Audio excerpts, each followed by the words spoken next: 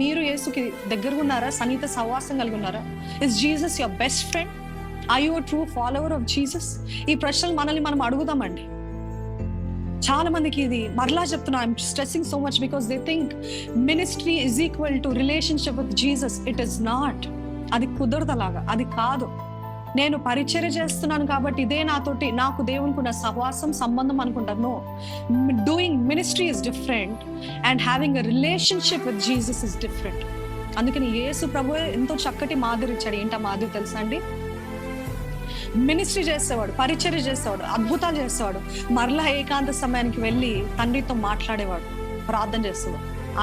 ఆయనకు మించిన మాదిరి లేదు.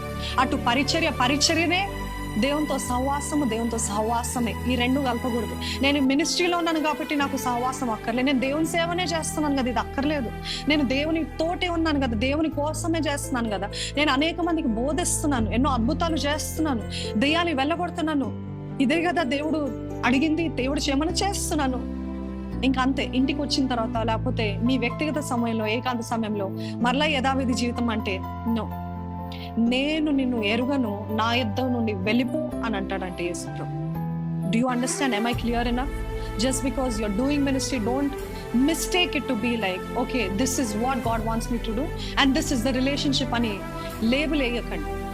ఎందుకంటే అదే ఇది